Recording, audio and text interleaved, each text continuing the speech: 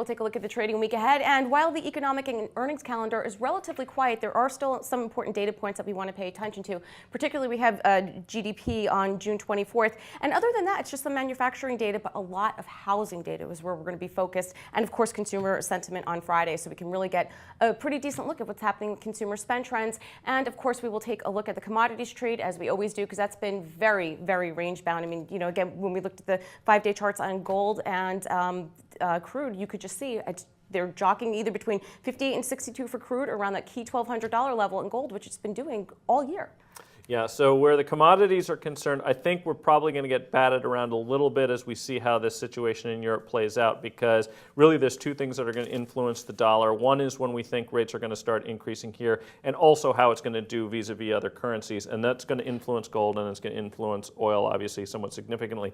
I'm particularly interested in the housing data because that has actually been very hit or miss, I think, this year. We've seen some data that was quite good, and we've seen some data that was maybe not so good, and given how important that is, that's one thing I want to keep an eye on. GDP, I actually don't think is going to be that, right. You know, it's not, I mean, we basically got what we needed to out of the GDP data with respect to what the Fed had to say this week. So I don't really think that's going to be as important maybe as the housing data will be. We also have Lennar reporting next week as well, so we'll get a little bit more of a micro insight into the housing market. But there's three names that I want to focus on, and one of them is Blackberry. I mean, how often do you talk about that? And we see what's so interesting with Blackberry was it was that ubiquitous name in the smartphone segment. You know, in 2005, 1 out of every 5 handsets was a Blackberry. I mean, we used to term it Crackberry, as you know. I mean, we were just totally connected to it.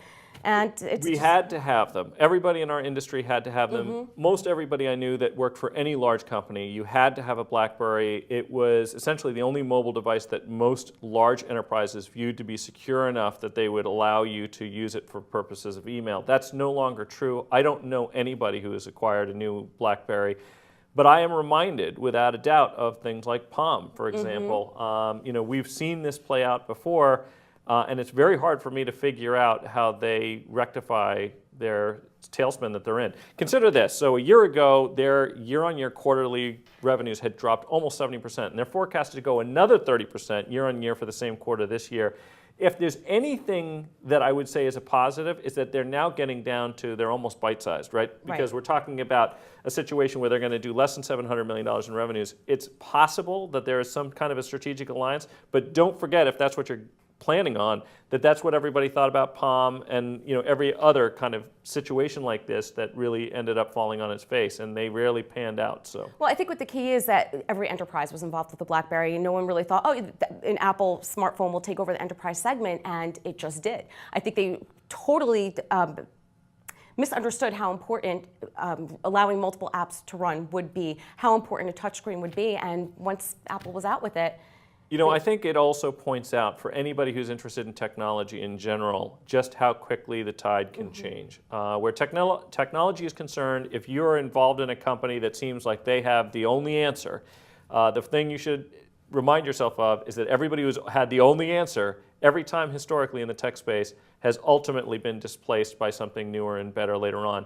I'm not saying that's going to happen to Apple right now, but you know, for anybody who's invested in the company, just remind yourself that tides do change. They well, that's why it's going to be interesting to watch how Fitbit plays out, because it's kind of like what BlackBerry was to smartphones then. It's you know, when you say you're going to search something online, I'm going to Google it. It's almost like what smartwatch are you wearing? Oh, is that a Fitbit? It's the first thing everyone associates with. So it'll be interesting to see how that plays out. Another name that we're going to take a look at is Monsanto. This is really interesting because there obviously is a need to feed the world. You know, the population is just growing leaps and bounds, but then you also have the side of the market that doesn't want to be involved with non-GMO, and you have a huge organic trend, and Roundup weed killer is always getting negative press.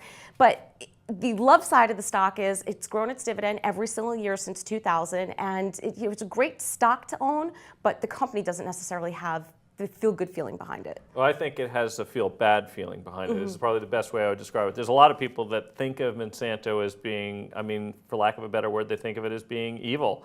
But the other side of it, which you pointed out, is it is also necessary. We do need to feed the world. We have drought conditions. You know, a lot of the Roundup-resistant GMOs that they have, one of the issues is whether or not even, you know, that's working as effectively as it once did. But I do think that, you know, Monsanto has basically its own place, and, you know, as long as we need to have agriculture, we're going to need to have Monsanto. They're just going to have to figure out a way to come up with products and have society agree that we need them. All right, and we'll wrap it up with Nike. This has been another darling in the market. In fact, it touched a 52-week high today, and this is, I would imagine, pretty close to the Holly Index, because if you're into athleisure, and Lululemon is obviously showing up in the American Express card, this is another one that's in this space, and they own this space. This isn't catching up who's going to get into first place. Nike owns it. There's no one even relatively close to it. It's interesting that you mention that, because she does buy a lot of Lulu, and she does buy a lot of Nike for her tennis. So. You know, and actually I buy their products as well. And the interesting thing is that the regime that Lulu has created, where there's basically a whole new type of athletic apparel, that's not a negative for Nike. That's a real positive, because it's a whole new marketplace. There's an acceptability to wearing athletic apparel even when you're going out for coffee, that basically means they could enter this space. If I think anything, I think, boy, it's a little bit dangerous for Lulu to have somebody like Nike decide that they're going to paint a target on your back. So I remain, you know, very positive on Nike, because they have just continued to do things right, and their marketplace is ever expanding. All right, thanks very much, Mike. For The Street in New York, I'm Jill Malandrino.